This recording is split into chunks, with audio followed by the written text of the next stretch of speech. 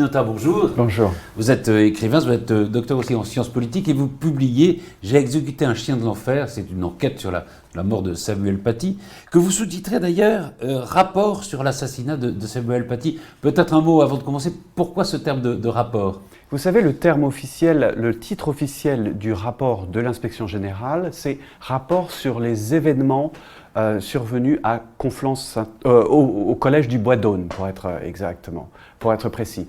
Et le nom de Samuel Paty n'apparaît pas. Moi, j'ai raconté l'histoire du point de vue de Samuel Paty, d'où le titre, Rapport sur l'assassinat de Samuel Paty. Donc vous avez un rapport qui prend le point de vue de l'administration et mon souci c'était de prendre le point de vue de l'individu singulier qui a vécu cette épreuve.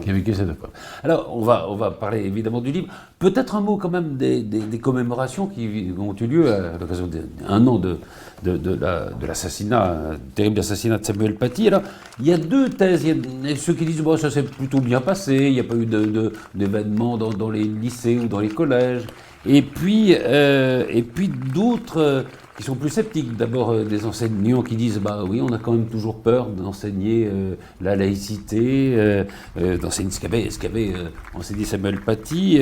Ensuite on entend des mais. Il y a un député par exemple de la France Insoumise qui dit oui mais voilà, on ne devrait peut-être pas montrer des caricatures à des enfants.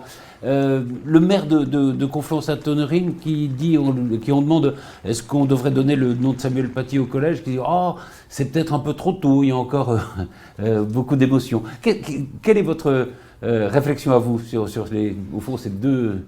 Pour faire très simple, parce qu'il faudrait détailler chaque réaction, et c'est vrai qu'elles sont tout à fait instructives, mais pour faire très simple, je dirais qu'on est face à l'ambiguïté fondamentale à l'occasion de ce type de cérémonie. On peut rendre hommage pour tourner la page et pour oublier. Alors on rend hommage pour ne pas trop parler des détails de ce qui lui est arrivé exactement, ou bien on rend hommage pour essayer de comprendre ce qui lui est arrivé exactement afin que ça ne se reproduise pas et qu'un autre professeur ne passe pas par la même épreuve. Et je pense que vous avez là deux tentations et qui sont d'autant plus fortes, la volonté de tourner la page est d'autant plus forte que le traumatisme était très important. Alors venons-en à votre livre. C'est un livre très, très précis. Le mot rapport n'est pas innocent dans ce livre. Ce qui est très frappant, c'est ce que vous dites au fond de l'état d'esprit de ce qu'on pourrait appeler la machine de l'éducation nationale. Oui. Au fond, il y a eu un renversement des valeurs qui fait qu'aujourd'hui, c'est plus, quand il y a un conflit, c'est plus l'élève à qui on dit tiens-toi bien, quoi, en gros, c'est au professeur qu'on va faire des reproches. C'est absolument juste. Je dirais que la contradiction qui est au cœur de mon livre, c'est le fait que on a demandé à Samuel Paty de s'excuser pour une rumeur créée par une élève qui n'était pas dans la classe, comme si c'était comme si c'était la victime de la rumeur qui devait en quelque sorte s'excuser de la rumeur qui le calomniait. Je rappelle simplement pour la clarté le contenu de cette rumeur qui est extrêmement grave, qui consistait à dire que Samuel Paty avait exclu les élèves musulmans de sa classe parce que musulmans. Donc cette rumeur qui faisait de Samuel Paty un islamophobe va évidemment créer une dynamique infernale, et mon livre consiste à décrire, décrypter, décortiquer l'attitude de l'éducation nationale face à ce que les Anglais appellent un testing, c'est-à-dire une façon qu'ont les islamistes de tester vraiment une structure pour voir si elle craque et comment elle peut craquer. Alors essayons d'aller plus au fond dans ce que vous démontrez. Il y a cette notion terrible, mais qui existe, c'est d'abord pas de vague. Oui, bien sûr, bien sûr. Ce qui est arrivé à Samuel Paty, je dirais que c'est la face tragique visible de l'iceberg. Mais cette transaction qui fait que le professeur est toujours la variable d'ajustement lorsqu'il y a un litige, toujours ce que j'appelle moi le fautif idéal, c'est un long processus qui vient de très loin, donc effectivement ça s'inscrit dans cette longue tradition malheureuse de l'éducation nationale, et Samuel Paty évidemment a été la victime de ce processus-là. Et si on va plus loin encore, alors vous citez d'ailleurs des textes officiels de l'Éducation nationale qui disent, au fond, les professeurs doivent établir un lien de confiance avec les élèves. C'est assez extraordinaire quand on y réfléchit, hein, parce que mais tout à fait. Le propos d'un professeur, c'est d'enseigner, c'est d'apprendre. Vous avez tout à fait raison. Et je dirais que c'est pire que ça, c'est qu'en fait c'est un nouveau jeu disciplinaire où celui qui juge le bon comportement du professeur, c'est l'élève. Donc si vous voulez, et ça s'est incarné très concrètement, ça paraît très abstrait dit comme ça pédagogiquement, mais ça s'est incarné très concrètement par, si vous prenez l'accusation qui a été adressée par sa hiérarchie, qu'est-ce qu'on lui a reproché au moment même où il était la victime d'une cabale d'islamistes, orchestrée par un fiché S, Abdelhakim Sefrioui. Qu'est-ce qu'on lui a reproché? On lui a reproché, il faut reprendre les termes, d'avoir froissé ses élèves. Donc, en quelque sorte, c'est l'élève, le ressenti même, il faut aller plus loin même, le ressenti religieux de l'élève qui détermine le bon ou le mauvais comportement d'un professeur laïque. Vous voyez l'aberration pédagogique que ça représente, mais derrière cette aberration, il y a un vrai enjeu politique, évidemment. Et on va y revenir, mais c'est en effet cette atmosphère qui explique l'inexplicable, au fond. C'est-à-dire qu'on, c'est et l'éducation nationale et les islamistes et les terroristes vont prendre au sérieux le mensonge de cet élève. Hein. Mais c'est toute l'horreur de la chose, je dirais, c'est que le paradoxe, si vous voulez, du référent laïcité, c'est qu'il confirme la thèse de l'élève qui n'était pas dans la classe et qui dit qu'il a offensé tous ses élèves. Et il infirme le témoignage des élèves qui étaient dans la classe et qui disent « mais pas du tout, il y a une très bonne ambiance, etc. » Donc ça, c'est le paradoxe qui est au cœur de mon enquête. Alors, autre chose que vous montrez qui est assez effarant, c'est qu'en effet, il y a des plaintes de parents d'élèves qui disent des élèves musulmans ont fait l'objet d'un traitement raciste. Mais pire encore, il y a des collègues qui disent mais on ne peut pas traiter des enfants comme ça parce qu'ils ont une religion, une autre religion, enfin la religion musulmane. C'est ça. C'est-à-dire que tout le monde parle alors que personne ne sait, et parle sur un mensonge. C'est exactement ça. Alors il ne faut pas généraliser, c'est certains collègues. C'est certains, oui, bien sûr, voilà. Pas tous, hein. Mais c'est vrai que parmi toutes les accusations auxquelles Samuel Paty a dû faire face, l'une des plus douloureuses a certainement été l'accusation de 2 collègues qui, sans vérifier le contenu de la rumeur, sont montés sur leurs grands chevaux et ont commencé à condamner moralement le professeur Paty, alors même que la première des choses, c'était de savoir si c'était vrai ou faux. Et au fond, ça a accentué encore le climat de solitude construite administrativement de Samuel Paty. Et on est dans ce que vous appelez d'ailleurs le ravage de la suspicion et de la présomption de culpabilité, parce que c'est ça. C'est exactement ça. La rumeur porte sur une accusation d'islamophobie et elle a été renforcée tragiquement par les différents acteurs. Et quand je dis différents, c'est bien des acteurs qui ont des rôles différents, c'est-à-dire il y a l'administration, il y a l'accusatrice, c'est-à-dire l'élève, il y a le rôle des islamistes, il y a le rôle des parents. Tout ça, il faut le reconstituer, mais tout a été dans le même sens pour accuser un homme innocent. Alors, la principale lui demande d'ailleurs de faire des excuses. Et d'ailleurs, il le fait, ce qui est la preuve que c'est pas un jusqu'au boutiste ou un extrémiste. Au contraire, pas du tout. Tout le contraire même. C'est tout le contraire. C'est quelqu'un qui voulait absolument bien faire son travail. Je pense que le mot qui le caractérise le mieux, je répète toujours cette expression de Spinoza que je trouve très belle, probité insigne. Je pense qu'il a simplement fait preuve d'une très grande probité et que son geste de prévenance a été construit après coup par des islamistes en geste en stigmatisation raciste envers les musulmans, ce qui est évidemment un mensonge éhonté, mais qui a été répandu sur la toile avec les conséquences que l'on connaît. Il a d'ailleurs un certain sens de l'humour, parce qu'il dit l'année prochaine, je parlerai de la censure d'Internet en Chine, comme ça, on m'ennuiera pas. Et vous racontez d'ailleurs que l'année précédente, il avait parlé des caricatures de Jésus, et ça n'avait posé aucun problème. Strictement aucun problème. Mais vous avez absolument raison de parler de cette plaisanterie, parce que vous savez, les plaisanteries ont toujours un rôle capital. C'est elles qui désignent véritablement les rapports de pouvoir.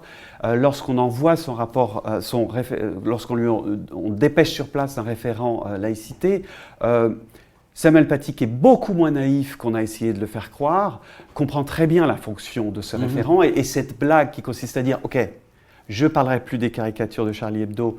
Je parlerai l'année prochaine de la censure en Chine. C'est évidemment une façon de dire « je sais très bien ce que vous êtes en train de faire ». Vous citez d'ailleurs une phrase que vous aviez écrite dans un autre livre, mais qui est très importante et très intéressante. Vous dites « tous les hommes sont égaux, mais ceux qui n'ont pas d'humour sont plus égaux que d'autres ». Bon, c'est toute la culture du respect mais que j'ai. De quoi on peut rire? C'est quand même important. Hein, mais c'est un enjeu fondamental. Hein. C'est un enjeu fondamental. Mais en tout cas, je voulais, sans aller trop loin dans cet enjeu qui est effectivement fondamental, je voulais insister sur cette plaisanterie de Samuel Paty qui montre sa lucidité en réalité. Absolument. Il est à la fois très lucide sur la cabale des islamistes, et qu'il nomme nommément, hein. C'est quelqu'un qui nomme les choses, donc il dit les islamistes locaux, donc la cabale des islamistes pour perturber son cours sur la liberté d'expression, et puis il est aussi très lucide sur le rôle pour le moins ambivalent de son administration, qu'il accuse au moment même où il aurait besoin d'être défendu. Absolument. Alors, continuons sur cette administration, parce que ça c'est absolument presque incroyable. Il y a donc, on a parlé des parents d'élèves, on a parlé de quelques collègues, mais il y a pire que ça. Se sert de ce faux témoignage l'inspection, une inspection qui va dire, qui reprend la thèse du mensonge en disant voilà, il a rompu ce lien de confiance avec les élèves. Alors c'est même c'est presque une saloperie, j'allais dire, ce rapport, parce que il dit oui, il s'en est pas aperçu. Hein, il s'en est peut-être pas aperçu, mais enfin, voilà, il s'est mal conduit. C'est ça, exactement. Vous avez parfaitement compris le livre et bien vu. La boucle que je décris, c'est au fond, vous avez donc la situation, quelqu'un qui est pris en chasse par des islamistes et un référent laïcité qui confirme la thèse de l'élève qui n'était pas dans la classe, hein, donc qu'il aurait effectivement froissé ses élèves, qui est une thèse pédagogiquement absurde, mais qui va être, c'est ça qui est incroyable, qui va être validée par le rapport de l'inspection générale. Donc l'inspection générale reprend la thèse du référent laïcité. Donc je dirais presque validée somnambuliquement sans se rendre compte de la contradiction pédagogique que ça représente, parce que si effectivement, comme je l'ai dit tout à l'heure, le comportement d'un professeur dépend de la sensibilité religieuse de ses élèves, il n'y a pas d'enseignement laïque possible. Donc l'inspection générale reprend somnambuliquement la thèse du référent laïcité, qui en plus repose sur un témoignage qui est celle de l'élève qui n'était pas dans la classe, enfin en tout cas confirme ce faux témoignage, et va être repris somnambuliquement par l'Éducation nationale, puisque l'Éducation nationale va s'appuyer sur ce rapport. Donc vous avez une boucle incroyable où personne ne s'aperçoit, un, que la thèse initiale est fausse, c'est-à-dire qu'il n'a pas froissé ses élèves, et deux, que le fait de lui reprocher ça est une contradiction pédagogique. Donc là, on est vraiment dans l'absurdité la plus profonde. Oui, c'est ça. Le rapport dit, bah, oui, il a du mal à percevoir son erreur. C'est ça. Mais il a commis son erreur. J'ai eu l'occasion de dire que ça serait une affirmation qui serait du plus haut comique si elle n'était pas tragique dans ses conséquences. S'il n'y avait pas eu cette fin tragique, oui, ça serait pas... D'ailleurs, c'est ça qui est... Bon, que des terroristes se servent d'un mensonge, etc., pour aller au bout de... Évidemment, on ne va pas s'attendre à ce que les islamistes disent la vérité. Et vous citez beaucoup Kafka, d'ailleurs. Hein, bien sûr, c'est mon guide. Mais c'est totalement kafkaïen que l'administration de l'Éducation nationale se serve de ces mêmes propos qui sont faux, qui sont un mensonge. Oui, vous savez, il y a une phrase merveilleuse de Kafka qui résumerait même toute son œuvre, c'est « La procédure se transforme en verdict ». Et la procédure qui a mis en accusation petit à petit, hein, graduellement, c'est cette gradation que j'ai vraiment décrit, parce que ça commence par des scènes presque anonymes, hein, bon, bah, vous voulez bien vous excuser, etc. Oui, bah, voilà. Bon. Et puis on se rend compte que ce premier appel va avoir des conséquences très graves, parce qu'on va profiter de cet appel pour dire bah, vous avez reconnu votre erreur, donc maintenant vous allez la reconnaître vraiment. Hein. Et donc vous avez un processus comme ça qui est... Enfin, oui, Kafka en tout cas. Ensuite, il y a évidemment le déchaînement des réseaux sociaux. Ah oui, bien sûr. Avec Abdelhakim Stifrioui, qui est alors lui un fichier S, connu, etc. Bien sûr. Qui va devant le collège filmer en disant il ne nous respecte pas, etc. Ça c'est le troisième accusateur, celui qui le traite de voyou. Il dit ce voyou doit être renvoyé de l'Éducation nationale. Et le père. Et le Brahim C. Brahim C, voilà, de la jeune élève menteuse, donc, qui a d'ailleurs reconnu, après coup, 6 mois plus tard. Mensonge, oui. Qui lui, là aussi, dit qu'il va livrer, lui, alors, je crois que c'est le 7 octobre, si vous c'est ça. Précis, le nom de Samuel Paty et le lieu. Il a eu évidemment un rôle capital. Si vous voulez, vous savez, l'islamisme fonctionne par le renversement accusatoire. Donc j'ai lu très attentivement les posts Facebook de Brahim C et surtout les commentaires, c'était extrêmement instructif. Et donc toute sa version commence par « incroyable mais vrai ». Et donc il va raconter une thèse fausse, évidemment. On a exclu des élèves musulmans parce que musulmans, etc. Donc il va répandre ça. Mais je veux toujours attirer l'attention sur le fait que des parents d'élèves de confession musulmane ont refusé de rejoindre cette cabale. Et il faut saluer leur courage et leur lucidité. Voilà. C'est très important parce qu'ils ne sont pas tombés dans le piège identitaire que leur tendaient les islamistes. Alors, il y a en effet, un certain nombre de parents qui se sont, entre guillemets, bien conduits. Oui, mais absolument. On ne sait pas, entre guillemets, qui se sont remarquablement conduits. Mais alors, il y a un déchaînement dans les réseaux sociaux. On atteint, mais c'est vrai que s'il n'y avait pas eu ce drame terrible qui est la décapitation, c'est-à-dire la peine de mort, telle qu'on la pratiquait, ça serait...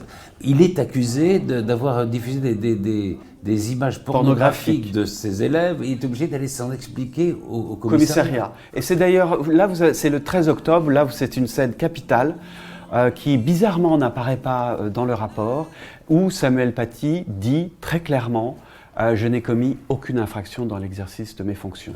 C'est vous dire que lorsque le référent laïcité essaye absolument de lui faire reconnaître une erreur, donc une chose fausse, à savoir qu'il aurait offensé ses élèves, voilà, ça n'a pas marché.